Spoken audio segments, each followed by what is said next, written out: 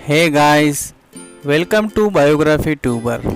आज हम बात करने वाले हैं इंडियन बिजनेस टाइकून, इन्वेस्टर और समाज सेवी अजीम प्रेमजी के बारे में। अजीम प्रेमजी विप्रो लिमिटेड के अध्यक्ष हैं।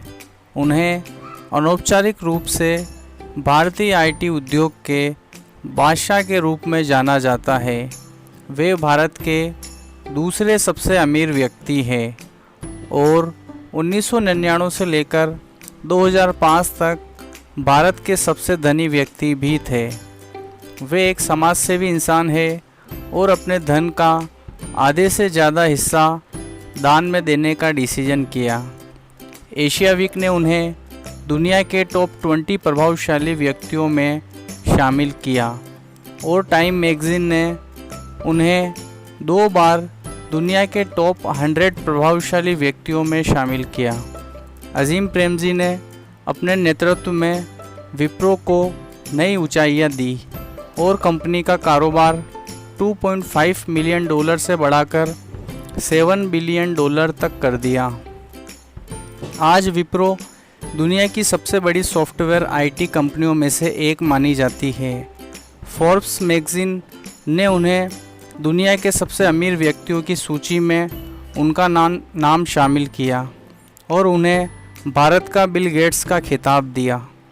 प्रेमजी की अर्ली लाइफ की बात की जाए तो अजीम प्रेमजी का जन्म 24 जुलाई 1945 को मुंबई के एक मुस्लिम परिवार में हुआ। इनके पूर्वज मुख्यतः कच्छ, गुजरात के निवासी थे। इनकी एजुकेशन की बात की जाए तो प्रेमजी की स्कूलिंग सेंट मेरी स्कूल मुंबई से हुई। फिर इन्होंने स्टैनफोर्ड यूनिवर्सिटी कैलिफोर्निया यूएसए से bachelor of science in electrical engineering की डिग्री हासिल की। प्रेमजी की फैमिली की बात की जाए तो इनके फादर मोहम्मद हाशम प्रेमजी एक फेमस बिजनेसमैन थे और राइस किंग ऑफ बर्मा के नाम से जाने जाते थे। पार्टीशन के बाद मोहम्मद अली जिन्ना ने उनके पिता को पाकिस्तान आने का न्योता दिया था, पर उन्होंने उसे ठुकराकर भारत में ही रहने का फ़ैसला किया। अजीम प्रेमजी ने यास्मीन से शादी की और इनके 2 बच्चे हैं, रिशद प्रेमजी और तारिक प्रेमजी। रिशद वर्तमान में विप्रो के आईटी बिजनेस के मुख्य रणनीति अधिकारी है। अजीम प्रेमजी कर्नाटक के बेंगलोर में अपनी फैमिली के साथ रहते हैं। इनके बिजनेस की बात की जाए तो 1945 में अजीम प्रेमजी के पिता मोहम्मद हाशिम प्रेमजी ने महाराष्ट्र के जलगांव ज़िले में western Indian vegetable products limited की स्थापना की। यह कंपनी सनफ्लावर, वनस्पति और कपड़े धोने के साबुन 787 का निर्माण करती थी। उनके पिता ने इंजीनियरिंग की पढ़ाई के लिए उन्हें अमेरिका के स्टैनफोर्ड यूनिवर्सिटी भेजा, पर दुर्भाग्यवश इसी बीच उनके पिता की मौत हो गई और अजीम प्रेमजी को इंजीनियरिंग की पढ़ाई बीच में ही छोड़कर भारत वापस आना पड़ा। उस समय उनकी उम्र मात्र 21 साल थी। भारत वापस आकर उन्होंने कंपनी का कारोबार संभाला और इसका विस्तार दूसरे क्षेत्रों से भी किया। सन 1980 के दशक में युवा बिजनेसमैन अजीम प्रेमजी ने उभरते हुए इंफॉर्मेशन टेक्नोलॉजी के महत्व और अवसर को पहचाना और कंपनी का नाम बदलकर विप्रो कर दिया। आईबीएम के निष्कासन से देश के आईटी क्षेत्र में एक खालीपन आ गया था, जिसका फ़ायदा प्रेमजी ने भरपूर उठाया। उन्होंने अमेरिका के सेंटिनल कंप्यूटर कॉरपोरेशन के साथ मिलकर मिनी कंप्यूटर बनाना शुरू किया। इस तरह उन्होंने साबुन की जगह आईटी क्षेत्र पर कंसंट्रेट किया और इस क्षेत्र में एक रेपुटेटेड कंपनी बनकर उभरे। अजीम प्रेमजी जितने बेहतर इंसान हैं, उससे भी कई ज़्यादा समाज सेवी भी है। अपने समाज सेवा के काम को और बेहतर तरीके से करने के लिए उन्होंने 2001 में अजीम प्रेमजी फाउंडेशन की स्थापना की। यह एक नॉन प्रॉफिट ऑर्गेनाइजेशन है जिसका मकसद क्वालिटी यूनिवर्सल एजुकेशन देना जो एक justified, fair, human sustainable society के इस्टेब्लिश करने में हेल्पफुल हो। यह फाउंडेशन भारत के लगभग 13 लाख सरकारी स्कूलों में प्राइमरी एजुकेशन के क्षेत्र में प्रोग्रेस के लिए काम करता है। यह संगठन वर्तमान में कर्नाटक, उत्तराखंड, राजस्थान, छत्तीसगढ़, पुडुचेरी, आंध्र प्रदेश, बिहार और मध्य प्रदेश की गवर्नमेंट के साथ मिलकर काम कर रहा है। 2010 में अजीम प्रेमजी ने देश में स्कूली शिक्षा में सुधार के लिए लगभग $2 अरब दान करने का वचन दिया। भारत में यह अपनी तरह का सबसे बड़ा दान है।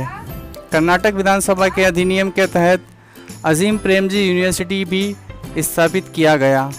अब हम बात करते हैं द गिविंग प्लेस के बारे में।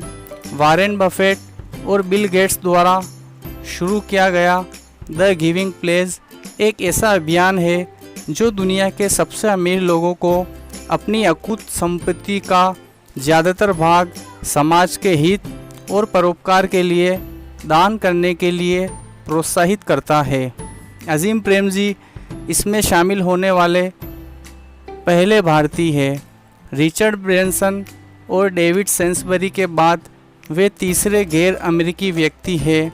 सन 2013 में उन्होंने इस बात का खुलासा किया है कि उन्होंने अपनी कुल संपत्ति का लगभग 25% दान में दिया है।